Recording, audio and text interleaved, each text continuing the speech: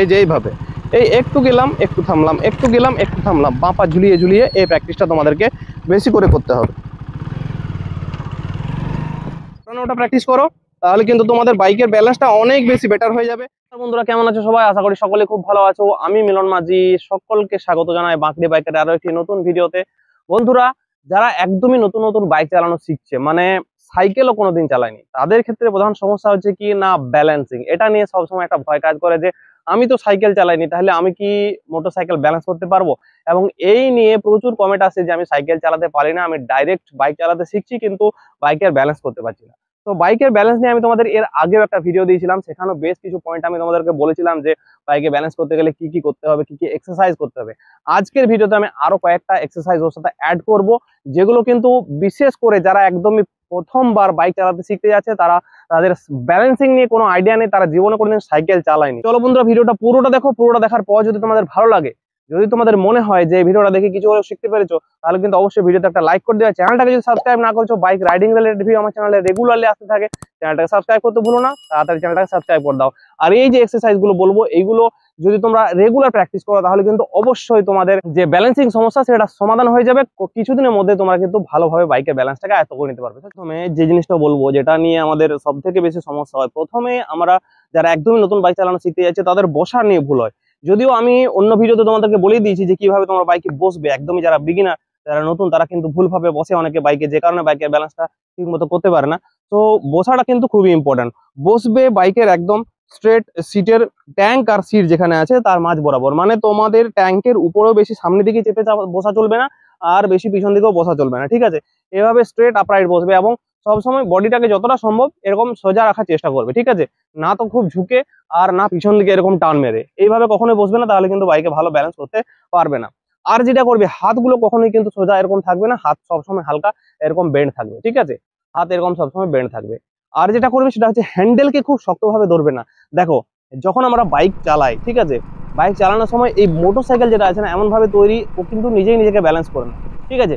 দেখো আমি তোমাদেরকে রোডে এই জিনিসটাকে এইভাবে ব্যালেন্স করে দেখাচ্ছি, হ্যান্ডেল ছাড়াই কিভাবে দেখো বাইকের ব্যালেন্সটা নিজে নিজে মেনটেন করছে। তাহলে বাইকের হ্যান্ডেলকে কি করতে দিতে হবে, আমাদেরকে ওর নিজের মতো কিছুটা হলেও মুভ করতে দিতে হবে, তবে বাইক অটোমেটিক ব্যালেন্স করবে, ঠিক আছে?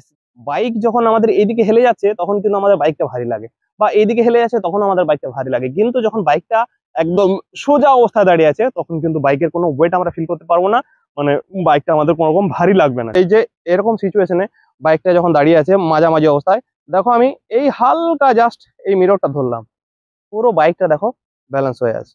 শুধুমাত্র এই মিররের দুটো আঙ্গুল দিয়ে কেবল একটু হালকা করে ধরে আছি, দেখো বাইক কিন্তু পড়ছে না। এত ভারী বাইক, তা সত্ত্বেও কিন্তু এই সামান্য একটু মানে ব্যালেন্সিং এর জন্য বাইকটা পড়ছে না। কিন্তু সামান্য যদি একটু ওইদিকে হেলে যাবে, একটু এইদিকে হেলে যায়, তাহলেই কিন্তু বাইকটা পড়ে যাবে। সো সেন্টার অফ গ্র্যাভিটিটাকে তোমাকে প্রথমে ফিল করতে হবে। বাইকটা যতটা সম্ভব মিডিলে আছে। এবার তোমরা কি করবে, এই যে হ্যান্ডেল ধরে এইদিকে একবার আর এইদিকে একবার, এইভাবে বেশ কিছুক্ষণ তোমাদের কিন্তু এইভাবে জিনিসটা করতে হবে, যাতে করে কি হয় না, বাইকের ব্যালেন্সটা সম্বন্ধে তোমাদের একটা, মানে বাইকের ওয়েটটা সম্বন্ধে তোমাদের একটা আইডিয়া হয়ে যায়, ঠিক আছে? এইভাবে করতে হবে, এইভাবে। যেটা মেন এক্সারসাইজের কথা বলতে চাইছি আমি, সেটা তোমাদেরকে দেখাই। সেটা হচ্ছে কি, প্র্যাকটিক্যালি দেখাচ্ছি, জিনিসটা আগে বলে দিই। সেটা হচ্ছে এই যে সিটে বসলে, যে ডান পা তোমার কোথায় চলে গেল, ফুটরেস্টের উপরে ডান দিকে যে ব্রেক আছে, ব্রেক লিভারের উপরে, ঠিক আছে? ব্রেকের উপরে পাটা রাখবে, আর বাঁ পাটা তোমাদেরকে নিচে রাখতে হবে। সবসময় প্রথমে যেটা করবে সেটা হচ্ছে ফার্স্ট গিয়ারে এই যে বাঁ পা সেটাকে ঝুলিয়ে ড্র্যাগ লেগ প্র্যাকটিস, ঠিক আছে? মানে পা ঝুলিয়ে ঝুলিয়ে তোমাকে প্রথমে বাইকের ব্যালেন্সটাকে ফিল করতে হবে। ফার্স্ট গিয়ারে দিয়ে একটু যাবে একটু দাঁড়াবে, একটু যাবে একটু দাঁড়াবে। কিভাবে না, হালকা থ্রোটল দেবে, ঠিক আছে? হালকা থ্রোটল দেবে, ক্লাচ ছাড়বে, হালকা থ্রোটল দেবে, আবার ক্লাচ প্রেস করবে, থ্রোটল কমে যাবে, তার সাথে সাথে হালকা পায়ে যে ডান পা আছে সেই পায়ের ব্রেকটাকে প্রেস করবে। চলো আমি তোমাদের প্র্যাকটিক্যালি দেখা জিনিসটা, তাহলে তোমরা বুঝতে পারবে যে কিভাবে এই প্র্যাকটিসটা করবে। আচ্ছা আমি তোমাদের সবসময় একটা কথা বলে দিই, যখনই তোমরা এই ধরনের প্র্যাকটিস করবে, একটু এই ধরনের খোলা মাঠ, খোলা জায়গায় প্র্যাকটিস করবে। আর যেটা করবে সেটা হচ্ছে যে গ্লাভস, হেলমেট, জুতা এগুলো কিন্তু অবশ্যই পরবে। এই যে এইভাবে এই একটু গেলাম একটু থামলাম, একটু গেলাম একটু থামলাম, বাঁ পা ঝুলিয়ে ঝুলিয়ে এই প্র্যাকটিসটা তোমাদেরকে বেশি করে করতে হবে।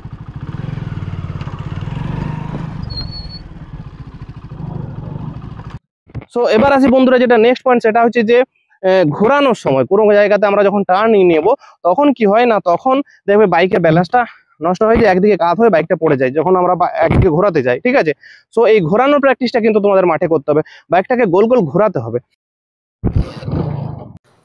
দেখো এই যে এই ঘোরানোর প্র্যাকটিসটা, এটা শুধুমাত্র তোমাদেরকে থ্রটেলের উপর কন্ট্রোল করে করার চেষ্টা করতে হবে। এবার কি হবে, কোনো জায়গাতে যদি তোমাদের মনে হয় যে বাইকের স্পিডটা বেড়ে যাচ্ছে, তখন তোমরা একটুখানি ক্লাচটা প্রেস করে দেবে। আবার যখন মনে হবে যে বাইকটা খুবই স্লো হয়ে যাচ্ছে, তখন তোমরা ক্লাচটাকে আবার একটু রিলিজ করে দেবে। ঠিক আছে, এইভাবে কিন্তু তোমরা বাইকটাকে ঘোরানোর প্র্যাকটিস করবে। যত ঘোরানোর প্র্যাকটিস করবে, কিছুদিনের মধ্যে তোমাদের বাইকের ব্যালেন্সটা অনেক অনেক ভালো হয়ে যাবে আগের থেকে।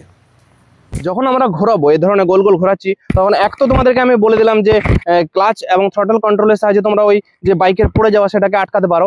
আর একটা জিনিস আছে যেটা সাহায্যে তোমার বাইকের পড়ে যাওয়াটাকে আটকাতে পারো, সেটা হচ্ছে কাউন্টার বডি ব্যালেন্স। ঠিক আছে, মানে যখন আমার বাইকটা বাঁদিকে পড়ে যাচ্ছে তখন আমার বডিটা একটু ডান দিকে ঝুঁকে যাবে, একটু ডান দিকে করে নিলে কিন্তু বডিটা কাউন্টার ব্যালেন্স করবে, তাহলে বাইকটা পড়বে না।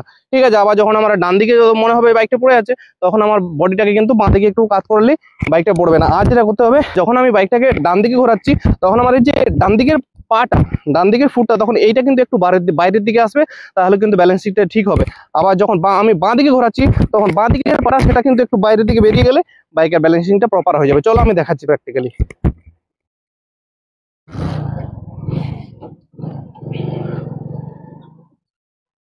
এই যে দেখো, যখন আমি বাঁদিকে ঘোরাচ্ছি তখন বাঁদিকের পাটা একটু বাইরের দিকে গেল। ঠিক আছে, আর বডিটাকে কাউন্টার ব্যালেন্সিং করতে হবে। এই যে দেখো, যখন আমার মনে হবে যে বাঁদিকে একটু বেশি হেলে যাচ্ছে, তখন আমার বডিটা ডান দিকে একটু কাউন্টার ব্যালেন্সিং করতে হবে। এই আমি যখন ঘোরাচ্ছি, আমি বাঁদিকে ঘোরাচ্ছি তো তখন আমার বডিটা কিন্তু হালকা ডান দিকে চেপে আছে, আর আমার বাঁ পাটা যেটা আছে এইটা একটু বাইরের দিকে থাকলে এই বাইকটা কিন্তু প্রপার ব্যালেন্স হবে। ঠিক আছে, স্মুথ এইভাবে করতে করতে তোমরা স্মুথলি বাইকটাতে শিখে যাবে, কোনো রকম সমস্যা হবে না। এই অল্প জায়গার মধ্যে তোমরা বাইকটাকে ঘোরাতে পারবে। ঠিক আছে, সেম জিনিস কিন্তু তোমরা ডান দিকেও করতে পারো, সেম জিনিস তোমরা ডান দিকেও করতে পারবে।